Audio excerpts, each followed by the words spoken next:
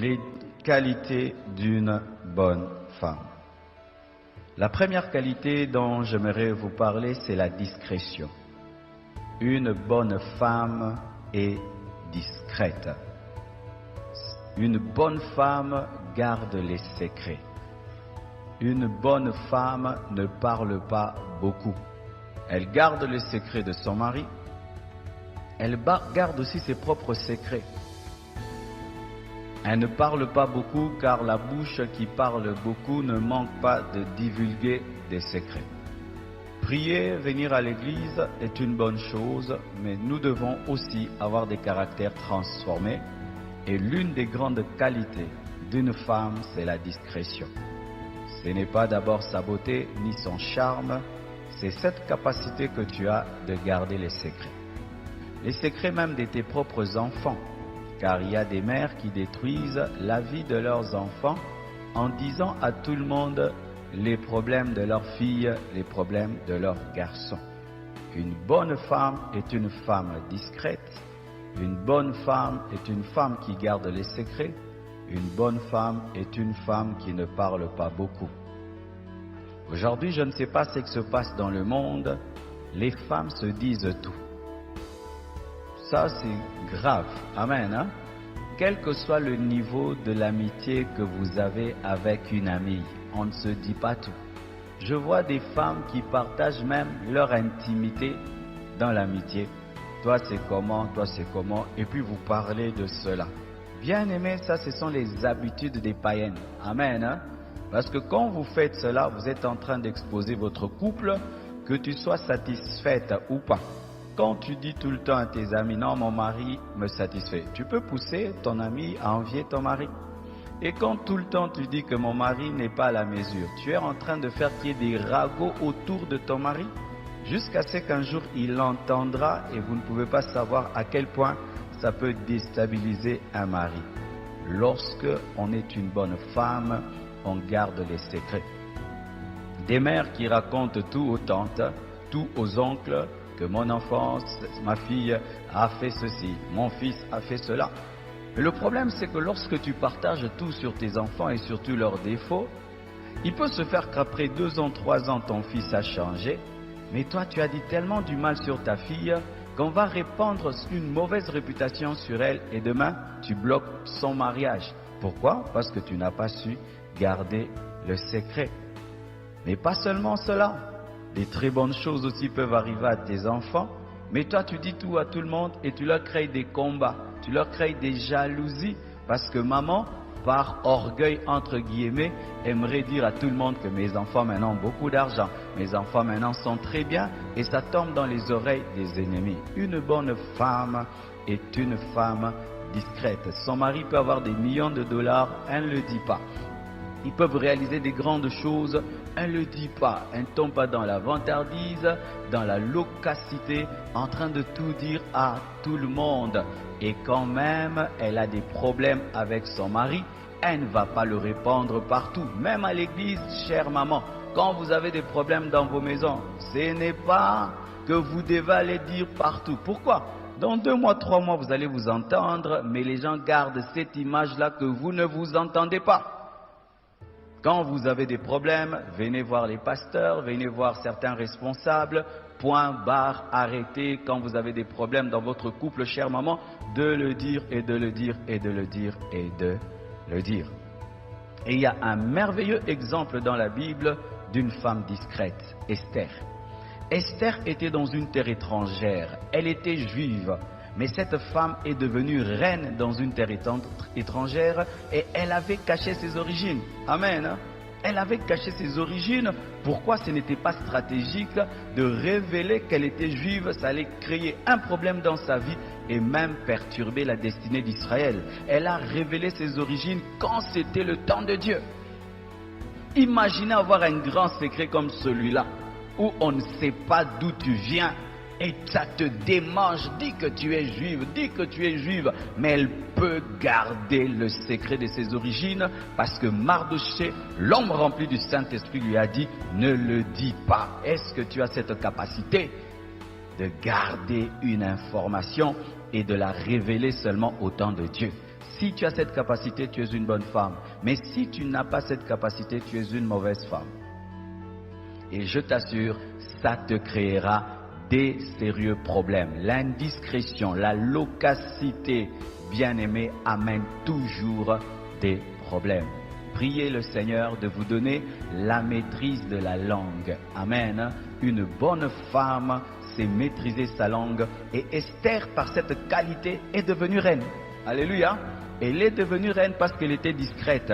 Si Esther n'était pas discrète, elle n'allait jamais devenir une reine.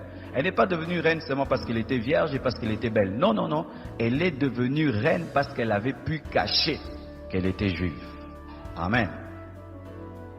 Une deuxième chose, l'humilité. Une bonne femme est humble. Il y a de moins en moins de femmes humbles aujourd'hui. L'humilité est devenue une denrée rare parmi les femmes à cause du modernisme, à cause de l'émancipation de la femme, à cause de la parité, à cause maintenant du fait que les femmes ont le même niveau intellectuel que les hommes, gagnent comme les hommes, travaillent comme les hommes, vont dans des grandes entreprises comme les hommes. C'est comme si les femmes étaient humbles malgré elles parce que l'homme avait plus étudié, l'homme avait plus d'argent. Mais aujourd'hui que les femmes peuvent avoir autant d'argent que les hommes, peuvent étudier dans les mêmes universités, peuvent faire tout ce que l'homme fait aujourd'hui, du coup, l'humilité a disparu. Chère maman, tu peux avoir toute la beauté du monde, mais si tu n'es pas humble, tu n'es pas une bonne femme. Une bonne femme est une femme simple. Une bonne femme est une femme brisée. Une bonne femme est une femme qui est morte à elle-même. À elle-même. Est-ce que maman, tu es brisée? Ton orgueil, que tu sois célibataire, que tu sois une femme mariée, est-ce que tu as vaincu l'orgueil? L'orgueil face à ton intellect. L'orgueil par rapport à ta beauté. L'orgueil par rapport à l'argent de ton mari ou ton propre argent. L'orgueil par rapport à ton niveau intellectuel. L'orgueil de la femme peut venir de beaucoup de choses. Est-ce que tu as vaincu l'orgueil? Si tu n'as pas vaincu l'orgueil, il y aura un problème au niveau de ton mari parce que ton orgueil fera toujours que tu vas t'opposer à ton mari. Et si tu es célibataire, ton orgueil fera que tu t'opposes toujours à ton fiancé. Et il y a des sœurs qui ne se marient pas parce qu'elles sont orgueilleuses. C'est tout. Elles n'ont pas un démon de célibat. C'est l'orgueil. Tu es orgueilleuse, tu peux avoir un problème avec ton fiancé, jamais tu ne peux demander pardon. Tu peux avoir un problème avec ton fiancé, jamais tu ne peux t'humilier. Tu peux avoir un problème avec ton fiancé, jamais tu ne feras le premier pas. Et comme ça, les années passent, 30 ans, 35 ans, 40 ans, tu ne te maries pas. Tu chasses les démons de gauche à droite alors qu'il n'y a pas un problème démoniaque. Tu as un problème de caractère, tu es orgueilleuse. Voici l'exemple d'une femme humble dans la Bible. Marie, la mère de Jésus. Vous savez pourquoi je dis que Marie était humble? Elle est allée dans la chambre haute, mais elle n'a pas pris le devant pour prêcher à la place de Pierre, disant c'est moi la mère de Jésus, je vais prêcher. Elle était dans la chambre haute, mais n'était pas chef dans la chambre haute, alors que Jésus était son fils. Elle pouvait dire je suis la mieux placée pour prêcher le jour de la Pentecôte. Non. Elle se fait petite, elle ne dérange pas Pierre, elle ne dérange pas les apôtres et on ne sent même pas Marie déranger l'église primitive. Tu t'imagines ton fils meurt à la croix et puis il commence une grande église, première prédication, 3000 membres, il fallait que Marie soit tout le temps là. Hey, l'église de mon fils, je dois être diaconesse, l'église de mon fils, je dois être ancienne de l'église. Marie n'a jamais fait cela. Quelle humilité, elle n'a jamais dérangé les apôtres. Et j'aime, bien-aimés frères et sœurs, cela. Est-ce que tu as la capacité de te faire petite des fois? Tu as la capacité de diminuer des fois? Alors que tu as la connaissance, tu as l'intelligence, tu as l'argent, tu as tout, mais tu t'humilies. Une bonne femme est humble. Une bonne femme est brisée, taillée, façonnée par la croix de Jésus-Christ. Tant que tu es vivante par rapport à toi-même, tu ne seras jamais une bonne femme. Et surtout dans le mariage, ce qu'un homme cherche, c'est une femme humble. Une femme humble garde son mari. Une femme orgueilleuse va le perdre parce que pendant que tu manifestes de l'orgueil face à ton mari, il rencontrera une femme qui manifeste l'humilité et il risque d'être attiré par elle. L'humilité. Ton mari parle, tu te tais. Alors que tu as des arguments, tu le laisses terminer et puis tu parleras. Tu ne lui coupes pas. L'orgueil amène les femmes à couper leur mari. Je dis toujours aux femmes, si vous étiez des hommes, tu aimerais avoir une femme qui te coupe la parole? Si tu étais un homme, chère maman, parce que des fois vous ne vous mettez pas à la place des hommes. Si tu étais un homme, tu as épousé une femme, tu aimerais que quand tu lui parles, qu'elle te coupe? Ou tu aimerais avoir une femme, quand tu parles, elle garde silence et puis elle parle ensuite? Je ne vous dis pas non plus de vous taire, mais laissez le mari terminer et puis parler. Parce que c'est un manque de respect que de couper la parole à ton mari. Journée de la femme, alléluia. Fallait pas m'inviter. Troisièmement, c'est une travailleuse. Une bonne femme est travailleuse. Et quand je dis travailleuse, une fois je l'ai dit dans la convention des femmes, travailler, ce n'est pas seulement travailler dans une entreprise, avoir un emploi. C'est être active. Car pour ma part, vraiment, même les femmes ménagères travaillent. Ah, je vous assure, s'il fallait donner un salaire à une femme ménagère, elle gagnerait beaucoup. Parce que quand tu prends une bonne, mettons que tu la payes $250. Parce que seulement elle lave les enfants, elle les nourrit. Mais ta femme fait plus que cela. Elle lave, elle les nourrit, elle les éduque. Ton cuisinier, tu lui payes $150, mais ta femme prépare aussi. Ton jardinier, tu lui payes $150, mais ta femme aussi des fois fait le jardin. Celui qui te donne des conseils, tu peux lui donner même $500 par mois. Ta femme aussi te donne les conseils. Donc une femme, même si elle ne va pas au travail, elle travaille à la maison. Mais vous êtes souvent impayés. Alléluia. Alors maman, ne dis jamais que tu ne travailles pas. Maman, tu fais quoi dans la vie? Moi, je ne travaille pas. Oh, prends soin des enfants. Ah, quel travail. Gérer une maison, gérer un mari qui se réveille le matin. Où est mon pantalon? Où est ma veste? Mon café, mon thé, tous les... Ah non, c'est grave, c'est grave. Alléluia. Une bonne femme est active. Une bonne femme n'est pas amoureuse de la télévision et de la télécommande. Une femme n'aime pas la télé. Une femme n'est pas attachée aux séries télévisées. Tes enfants attachés aux séries télévisées, toi aussi. Et vous, mes sœurs qui êtes célibataires, quand déjà tu prends l'habitude à la maison, tu ne travailles pas. Tu es madame télévision. Quand tu te marieras, tu auras de sérieux problèmes. Même si vous avez des domestiques, chères sœurs, repasse tes habits, lave tes habits. Même si vous avez des domestiques, va à la cuisine, va travailler. Arrange ta chambre, classe tes habits, balaye ta chambre. Même si vous avez des domestiques, faites-le. Pourquoi? Quand tu vas te marier, tu auras un problème cardiaque. Pourquoi? Parce que tu es tellement paresseuse qu'un petit travail te fatiguera. Et qui te dit que ton mari aura déjà le moyen de te payer un domestique? L'habit que tu as porté, ma soeur, tu l'as repassé toi-même. C'est votre domestique qui l'a repassé. Hein? Votre chambre maintenant, si nous devons vous accompagner maintenant dans la chambre, qui peut nous amener dans sa chambre? Maintenant. On peut aller. Hein? Qu'est-ce qu'il y a sous ton lit? Sous le lit, c'est devenu une armoire. Avec des toiles d'araignée. Tu n'arranges que là où les gens passent. Là où on ne passe pas, tu n'arranges pas. Tu arranges ta maison après 3 mois. Donc tu as 3 mois de désordre, 1 jour de propriété. Une femme est travailleuse. Quand elle gagne l'argent, elle pense comment investir. Elle ne pense pas aux bijoux. Amen. Hein? Une femme chrétienne, quand elle a l'argent, elle dit comment je vais investir, comment je vais multiplier.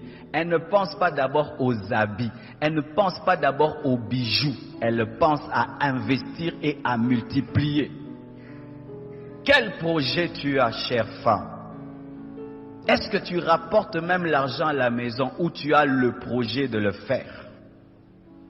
Car sachez, comme je le dis toujours, Si pendant la vie de ton mari, tu n'apprends pas à te battre pour gagner l'argent, le jour qu'il mourra, on t'appellera pauvre veuve.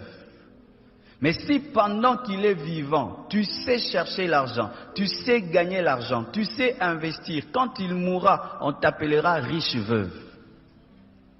Quittez celle-ci. Beaucoup de femmes africaines attendent le mariage comme étant un salut financier. Pourquoi tu ne te bats pas dans la vie? J'attends qu'on m'épouse. Pourquoi tu ne cherches pas le travail? J'attends qu'on m'épouse. Pourquoi tu ne fais rien dans la vie? J'attends qu'on m'épouse. J'attends que Dieu me donne un mari riche. L'homme a un cerveau, tu as aussi un cerveau. L'homme a des mains, tu as aussi des mains. Et voici une femme travailleuse dans la Bible, Ruth. Nous aimons beaucoup parler de Ruth. Oh, Ruth a eu Boaz, Boaz a eu David, Boaz ceci. Mais sachez, Ruth a eu le mariage comment? C'est parce qu'elle était allée glaner dans le champ de Boaz. Ruth, c'est l'exemple d'une jeune fille qui va travailler à Vodacom et le patron de Vodacom l'épouse. C'est comme ça que Ruth s'est mariée. Elle est allée travailler à Vodacom et là, elle a accepté même de balayer Vodacom et le chef l'a vue et l'a épousée. Le mariage ne vient pas qu'en priant, jeûnant, venant à l'église. Tu peux avoir le mariage en investissant. Tu fais les affaires et tu rencontres un homme d'affaires. Tu bosses et tu rencontres un autre qui bosse. Elle est allée dans le champ et elle a rencontré un autre homme qui aime les champs. Celui qui travaille rencontre la bénédiction. Je vous assure, il n'y a pas un grand malheur dans la vie d'un homme que d'avoir une femme paresseuse. D'avoir une femme paresseuse. Et la paresse s'accompagne toujours de la saleté, s'accompagne toujours du désordre et s'accompagne toujours du gaspillage. Une femme qui travaille apprend à respecter la valeur de l'argent. Ma sœur, avec l'argent que tu gagnes, tu ne penses même pas acheter une parcelle et construire. Tu as même la paresse de construire ta propre maison. Tu es étudiante, tu ne te donnes pas étudier avec sérieux parce que tu es une femme. Pourquoi je vais me donner à distinguer? Moi, je ne veux pas être professeur. Pourquoi tu ne peux pas être professeur, ma sœur? Pourquoi tu ne peux pas aussi distinguer comme les autres? Non, un homme va m'épouser. Voici. Si tu es une femme bagarreuse, quand tu auras des enfants, tu auras des filles qui savent se battre dans la vie parce qu'elles vont te prendre en modèle. Mais si tu es une mère paresseuse, tu auras des filles qui vont te ressembler parce qu'elles diront « Maman ne fait rien dans la vie, mais elle gagne bien la vie ». Si tu veux engendrer des filles exceptionnelles, sois une femme qui travaille dur. Elles vont te regarder, elles vont prendre exemple sur toi. Une bonne femme travaille. Alléluia. Elle n'a pas peur de transpirer. Elle n'a pas peur de toucher le torchon. Elle n'a pas peur de prendre le balai. Même si tu as des travailleurs, des fois, il faut les mettre de côté. Alléluia. Ou toi-même, tu entres dans la cuisine. Ce n'est pas toujours bon que le mari ne mange que la nourriture du travailleur et du travailleur. Ruth a été élevée parce qu'elle travaillait. Elle a accepté même une basse besogne pendant un temps. Glaner, ramasser dans le champ. Et Dieu lui a donné le champ, car si tu épouses Boaz, le propriétaire du champ, le champ est à toi. Des fois, accepter de commencer petit, où on te donne un petit salaire, mais tu manifestes l'excellence et tu as la promotion. Oh, tu peux commencer comme glaneuse et puis tu deviens propriétaire du champ. Mais lorsque tu travailles, équilibre toujours le travail et le couple. Amen. Et ça dans tous les domaines, que ce soit le travail à la maison ou le travail en dehors de la maison, il ne faut pas non plus tomber dans le piège où tu n'es que boulot, tu oublies que tu as des enfants, tu oublies que tu as un mari, tu oublies de prendre soin de ta famille. Et même vous qui travaillez à la maison, il y a des femmes qui du matin au soir ne font que s'occuper de la maison, oublient les enfants et leur mari. Ça encore c'est un défaut. Amen. Tongo. Balayer, nettoyer, balayer, préparer, nettoyer. Celui pour qui tu balayes, pour qui tu nettoies, tu ne causes pas avec lui, tu ne parles pas, tu ne lui donnes pas la tendresse et l'amour, mais tu es balayé, préparé, envoyé, balayé, préparé. Encore une autre erreur. Le bonheur est dans l'équilibre. Alléluia. Dans l'équilibre, car il y a des femmes qui fuient leur mari en travaillant beaucoup pour leur mari.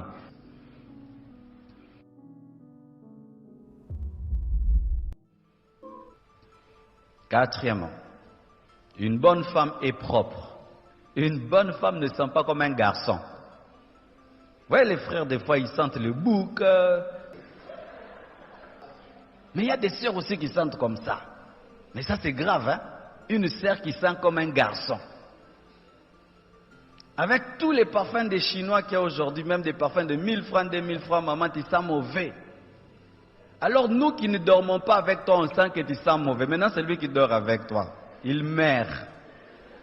Il meurt seulement. Il y a moi qui ça comme au Congo, tel à côté msusu. Oh non, non, là la kabete a okufa. À cause du fait qu'anatomiquement, Dieu vous a créé différentes de nous, vous devez être très propre. Et là, je bénis Dieu pour les enseignements que maman Marceline donne. J'aimerais même qu'elle puisse reprendre ces enseignements-là sur la propreté de la femme. Je vous assure, même il y a des sœurs qui ne se marient pas parce que vous avez une mauvaise odeur. Ah oui? Une mauvaise odeur. Et nous, les chrétiens, si nous mettons tout sur le dos des démons,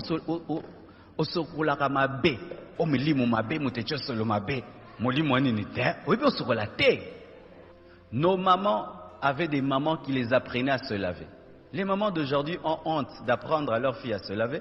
Et il y a des filles qui se lavent comme des garçons. Qui se lavent vraiment comme un garçon. Alors qu'aux garçon, la nuit, tu ne te laves pas. Une fille. Donc, maman Marceline, il faut revenir à ces enseignements-là. Comment une femme doit se laver. Et pourquoi? Parce que ça peut te créer des problèmes. Et demain, dans la vie, un homme, il est beau, il est propre. Alors, il ne peut pas épouser une femme qui est moins propre que lui. Impossible. Tu n'aimes pas brosser tes dents. Tu ne sais pas prendre soin de ton intimité. Et des odeurs bizarres sortent de ton corps. C'est pourquoi quand vous avez des amis, chères sœurs ou chères mamans, des fois causez bien entre vous. Donnez-moi la main, je parle. Surtout vos mèches. Maman, c'est vrai que tu aimes beaucoup ces mèches, ça t'a coûté cher. Mais ça durait, hein? Ça durait. Les mèches des femmes sentent très mauvais. Pourquoi? Parce que vous avez l'esprit d'économie. Il faut enlever, changer.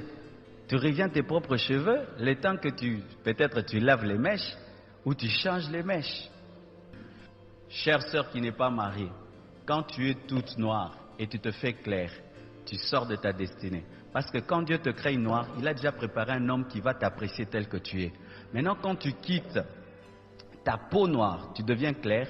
Il y a un homme qui va t'épouser parce que tu es clair, mais il n'est pas l'homme de ta vie, parce que Dieu t'avait préparé pour quelqu'un qui va t'apprécier en tant que noir. Alors maintenant, celui qui va t'épouser parce que tu es clair, alors que tu es noir, vous voyez maintenant quand tu deviens clair par les tchokos, ça a des hauts et des bas. Amen. Et cette propreté ne doit pas être qu'extérieure. Parce que maintenant, il y a des femmes qui ont une propreté extérieure.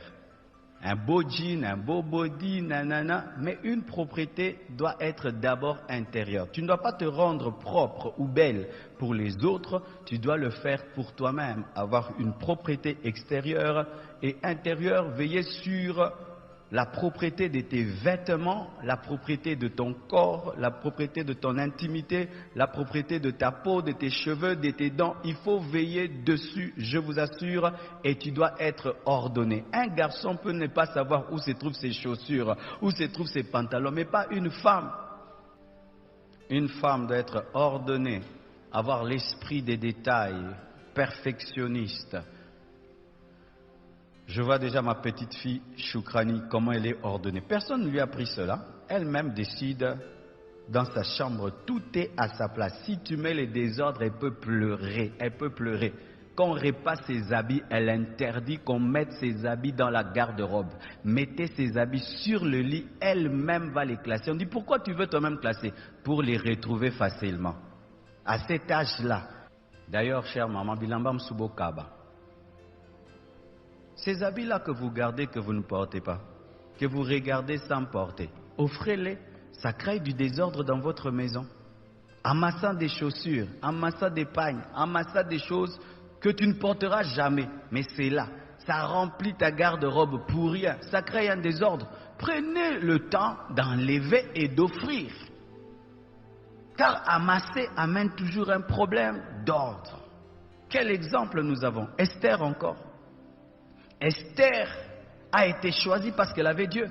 Mais voyez la préparation d'Esther pour devenir reine. La Bible nous dit, elle se parfumait d'aromates, elle se lavait dans l'huile, elle se lavait dans le lait, elle se faisait belle et propre, malgré qu'elle avait une grande destinée, malgré que c'était une femme d'onction, malgré que c'était une femme puissante. Esther se parfumait, Esther se oignait d'huile. J'aimerais parler aux sœurs qui sont très très spirituelles. La spiritualité ne doit pas faire de toi un garçon. Amen, hein? Car nous remarquons que les femmes, plus elles deviennent spirituelles, elles ont l'onction, elles ont l'autorité spirituelle, elles veulent devenir des hommes. Non, Esther avait la grâce de Dieu, elle avait la puissance de Dieu sur sa vie, mais Esther prenait soin d'elle, elle était propre. Je vous assure, si même Esther avait une grande destinée et que se présentant devant le roi, elle était sale, elle sentait mauvais, il n'allait pas l'épouser. Cinquièmement, une bonne femme est calme. Une bonne femme a la maîtrise de soi. Une bonne femme est douce. Une bonne femme est patiente. Une bonne femme a un ton de voix qui calme. Une bonne femme est disciplinée. La Bible nous dit que lorsque Anne la prophétesse avait perdu son mari, elle avait décidé de servir Dieu dans le jeûne et la prière. C'était vraiment une vie de discipline. Et Anne est un exemple de maîtrise de soi. Le Seigneur lui avait demandé, après son mariage, de se consacrer à lui. Et jusqu'à sa mort, cette femme s'est consacrée au jeûne et à la prière. Une femme qui ne se maîtrise pas, qui ne maîtrise pas son corps, qui ne maîtrise pas ses pulsions sexuelles, qui ne maîtrise pas sa langue, qui ne maîtrise pas sa colère, est une mauvaise femme. Quand tu es en colère, tu te comportes comment? Quand ton corps te dérange et tu brûles et que tu traverses une période d'ovulation, comment tu te comportes? Il y a des sœurs en Christ, quand elles passent par l'ovulation, elles deviennent païennes. L'ovulation n'est pas un démon, c'est Dieu qui vous a créé ainsi. Et quand tu es rempli du Saint-Esprit, pendant que tu traverses ta mauvaise période, tu dois avoir la discipline. Il y a des sœurs qui sont consacrées en fonction de leurs hormones. Quand les hormones dérangent, elle devient impudique. Quand les hormones se calment, elle a la crainte de Dieu. Ta crainte de Dieu n'est pas par le Saint-Esprit. Ça dépend de ton corps. Alléluia. Une bonne femme a la discipline. Car mes frères et sœurs, imaginez un grand homme qui épouse une femme qui n'a pas la discipline de son corps.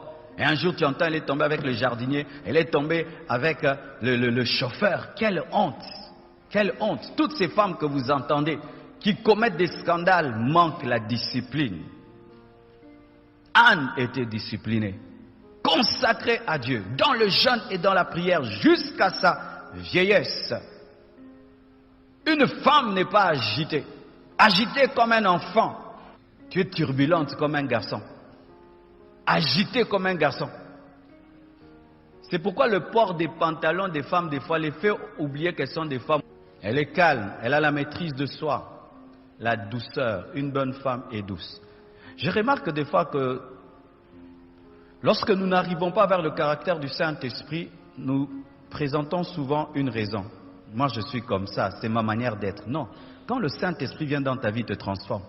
Quand Jésus vient dans ta vie, il te transforme. Si tu étais une femme qui parlait bizarrement, qui parlait durement, qui réagissait brusquement, le Saint-Esprit dans ta vie te donne la douceur, te remplit de patience et te donne un ton de voix calme.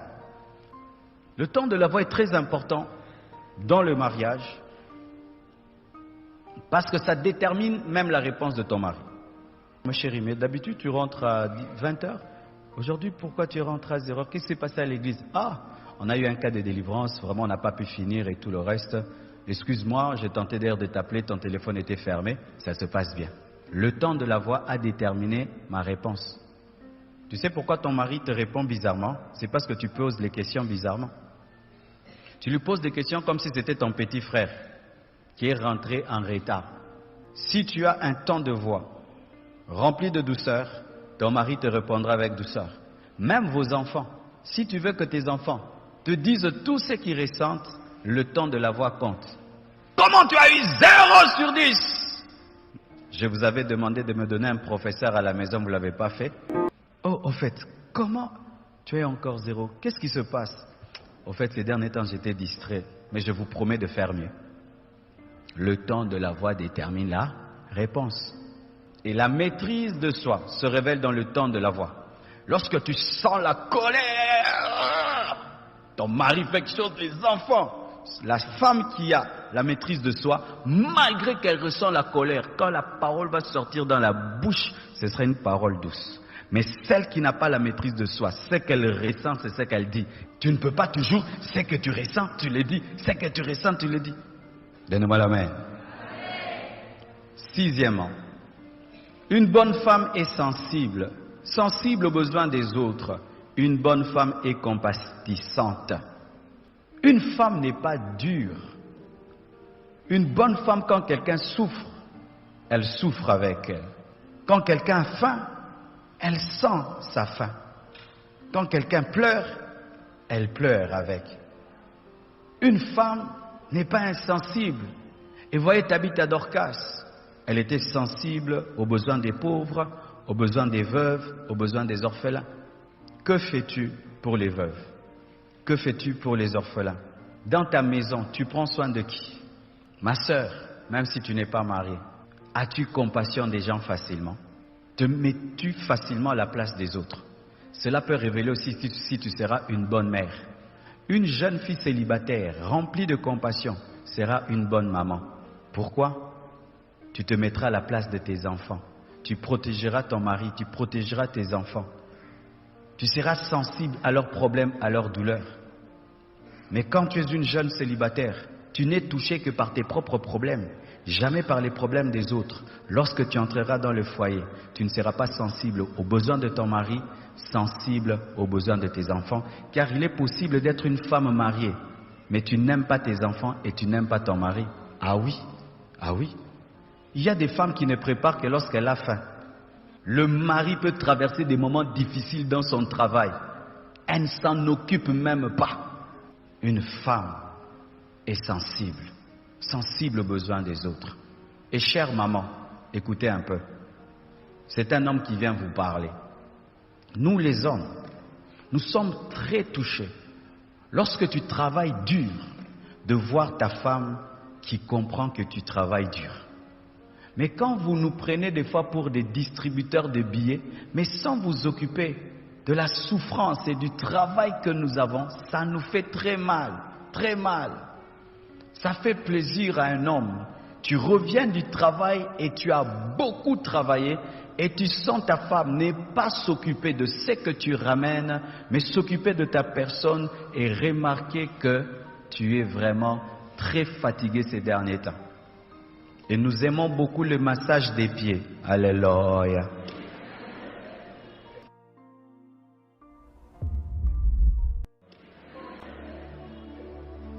Septièmement, nous sommes en train de finir. Une bonne femme est soumise, sans rébellion à son mari, et soumise à ses autorités. Non autoritaire devant son mari, même si tu es colonel. Traite son mari comme un seigneur. Et quand elle est célibataire, elle est prédisposée à la soumission. Une fois, il y a une sœur célibataire. Je dis, ma sœur, pourquoi tu n'épouses pas cet homme? Elle dit, pasteur, cet homme va me faire pécher. Pourquoi? Je ne trouve pas qu'il va me pousser à me soumettre à lui. Peut-être trop.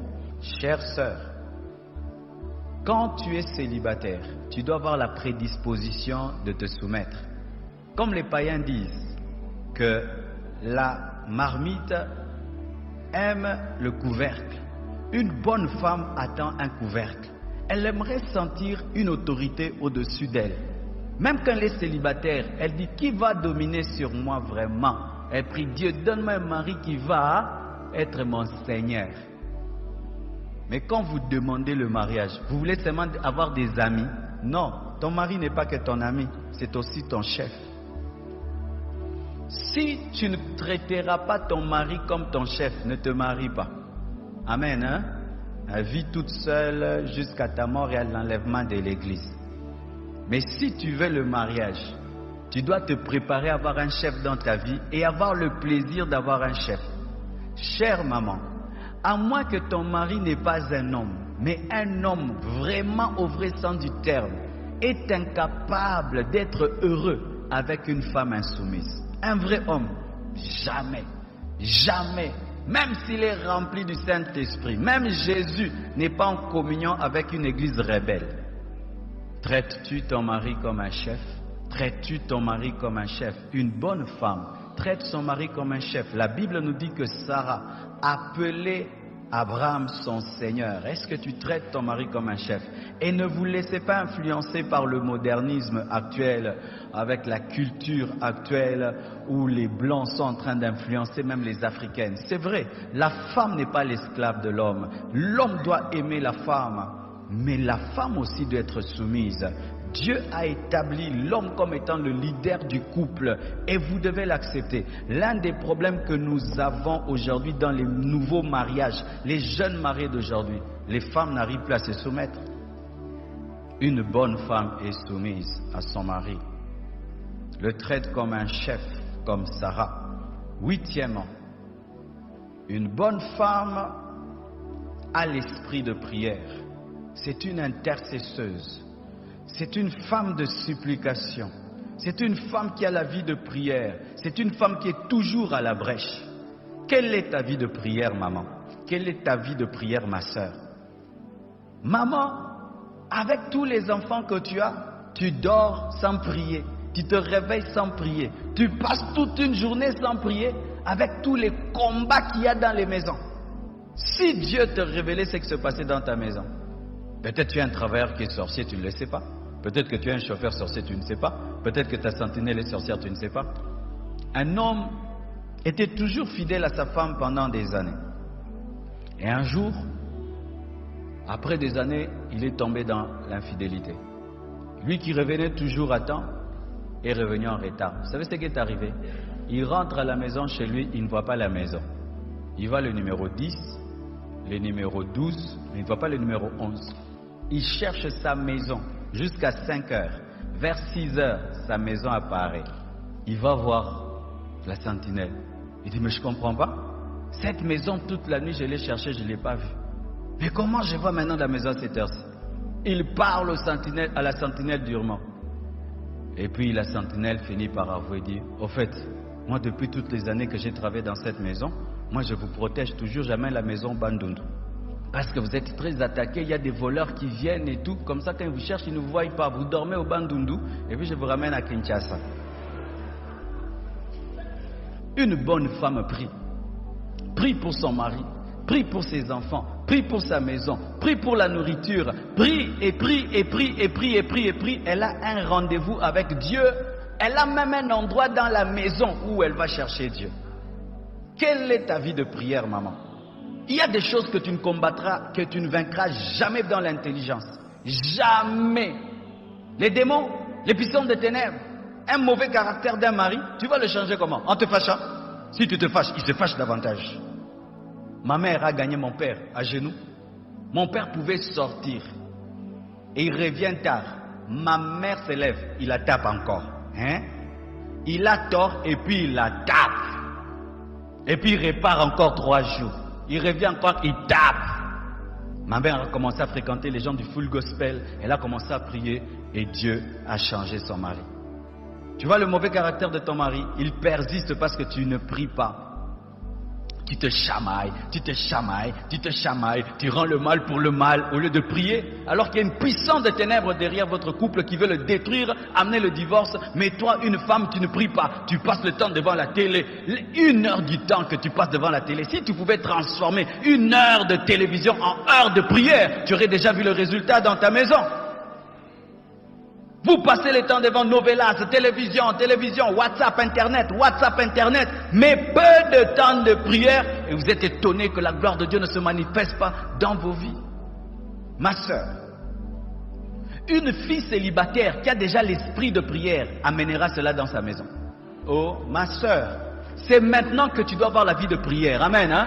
C'est maintenant que tu dois avoir la vie de prière. Lorsque tu es une femme de prière célibataire, tu seras une maman de prière. Sinon, Dieu va te donner la vie de prière par les problèmes dans les foyers. La Bible nous parle d'une femme de prière, Anne. la mère de Samuel. Quand elle a eu des problèmes dans son foyer et que les enfants ne venaient pas, elle a commencé à aller vers son mari, donne-moi les enfants et tout le reste. Après, elle a compris que ce n'est pas mon mari qui va me donner les enfants, ce n'est pas Elkana qui va me donner les enfants, c'est l'Éternel. Elle s'est tenue devant Dieu, elle a commencé à prier, et puis elle a fait un vœu à Dieu, si tu me donnes cet enfant, je te le donnerai. Et Dieu lui a donné un prophète. Elle avait atteint un niveau de prière qui dépassait même le sacrificateur, de sorte qu'il ne pouvait pas comprendre sa dimension spirituelle, pensant qu'elle était ivre, alors que cette femme vibrait en esprit. Une bonne femme est une femme de prière. Et je vous assure, un homme, même si c'est un païen, s'il a une femme qui prie, il se sent en sécurité. Il y a des païens comme ça. Je connais un monsieur païen, il sait que Dieu parle à sa femme. Lui, chaque fois qu'il trompe sa femme voit. Partout, sa femme voit. Il dit, hé, cette femme m'attrape. Tu sais comment il fait? S'il veut que Dieu lui parle, quand sa femme dort, il dit, Seigneur, moi je sais que tu ne me parles pas, mais cette fille-là, tu lui parles. Et qu'est-ce qu'il fait? Il prie, et puis il touche sa femme. Il dit, montre-la. Et la femme rêve la nuit. Le matin, dit, chérie, j'ai vu, tu voulais faire telle affaire, mais Dieu ne voulait pas ça. Amen, amen. Si tu veux faire une affaire, chérie, mais prie pour cette affaire. Et puis elle prospère. Et si sa femme le maudit, il est maudit. Arrête de me maudire, pardon. Un homme se sent en sécurité, même les enfants. Je vous dis, des enfants qui dorment dans la maison, mais qui entendent leur maman la nuit. Tu vas vraiment pogner bien. Ah, alléluia. Chères sœurs, travaillez déjà votre intimité avec Dieu, dès maintenant, alors que vous êtes célibataire. Parce que quand le mariage vient, le mariage perturbe la vie de prière. Demandez à toutes les femmes qui se sont mariées. Sinon, surtout si tu épouses un homme qui n'est pas spirituel, un homme qui est charnel, il va combattre ta vie de prière parce qu'il ne comprend pas comment tu peux prier 3 heures du temps. Profitez maintenant que vous avez la vie, vous êtes seul pour bâtir une vie avec Dieu. Amen. Neuvièmement, ok. C'est une femme qui a la connaissance des Écritures, une femme qui médite la Bible, qui est régulière aux enseignements à l'église, qui aime les enseignements, les explications. Vous voyez, pendant que j'enseigne comme ça, les bonnes femmes sont contentes. Bonne femme aime la connaissance, parce que la connaissance te permet de discerner les prophéties. Amen. C'est une femme qui a la connaissance des Écritures, qui médite la Bible, qui lit même des livres spirituels. C'est une gagneuse d'âme, une enseignante de la parole. Et il y a une femme dans la Bible qui s'appelle Priscille. Priscille était une femme qui maîtrisait les Écritures, de sorte qu'elle était à côté de son mari Aquila. Elle a pu même corriger un grand apôtre de la parole qui n'enseignait pas la Bible avec exactitude. Une bonne femme lit la Bible. Où sont parties ces femmes qui ont tout le temps leur Bible à côté, qui mémorisent des versets bibliques, qui conseillent leurs enfants avec les il est écrit? Quelle est ta relation, maman, avec la Bible? Ma sœur, quelle est ta relation avec la Bible? J'ai remarqué ceci. Si même tu n'es pas très intelligente, si même tu n'as pas une très grande sagesse, les femmes qui lisent beaucoup la Bible ont une grande sagesse. Pourquoi? Elles ont la connaissance de la Bible. Elles peuvent te dire, la Bible dit, la Bible dit. Est-ce que tu peux dire la Bible dit? Souvent, vous nous laissez à nous les hommes la Bible. Vous laissez aux hommes de maîtriser les Écritures. Quand ton mari est en train de lire un bon livre, demande-lui ce livre-là pour lire aussi. Sachez ceci dans le foyer. Quand tu laisses ton mari grandir spirituellement et toi tu ne grandis pas, vous allez être 2 étrangers dans le même couple. Aimez la parole de Dieu. Enseignez la parole de Dieu. Prenez soin des nouveaux venus où tu enseignes la parole de Dieu. Si même vous ne croyez pas que la femme a un ministère de la parole, parce qu'il y a des femmes qui ne croient pas ça, ça c'est pas la Bible. Mais Dieu ne t'empêche pas de connaître la Bible pour aider les gens. Quelqu'un qui dévie dans la sainte doctrine, tu le ramènes dans la doctrine. Méditez la Bible, lisez la Bible. Vous allez acquérir la sagesse de Dieu et vous serez utile à Dieu comme Priscille l'était. Vous allez gagner les âmes, amener les âmes. Dans cette église, la personne qui gagne la plus les âmes, c'est une femme, ce n'est pas un homme. Dans cette église, le premier agent de croissance de cette église, ce n'est pas un frère, c'est une femme. Pour terminer, 10e, une bonne femme est une amie de Dieu. C'est une amie du Saint-Esprit. C'est une amie de Jésus. C'est une femme qui développe une intimité avec Jésus au point où tu penses qu'elle touche Jésus. Au point où tu penses que Jésus est devenu physique dans sa vie. Comme Marie de Magdala, qui est devenue l'amie de Jésus. Et je t'assure, si tu es marié, une femme qui développe une forte intimité avec Jésus, son mari la craint. La première beauté d'une femme n'est pas son maquillage, c'est l'onction du Saint-Esprit sur sa vie. La première chose que devez chercher le matin, ce n'est pas mettre le rouge à lèvres, c'est vous agenouiller, être des amis du Saint-Esprit.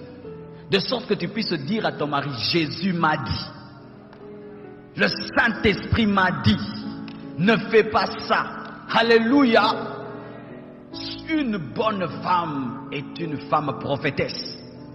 Être prophétesse, ce n'est pas seulement le ministère, c'est-à-dire que tu as la capacité d'entendre Dieu. Ou tu pries pour tes enfants, tu dis, je vois que tu es un mauvais ami, fais attention. Alléluia. Je vous assure, l'une des grandes bénédictions que j'ai dans ma vie, j'ai une femme qui a des révélations vraies.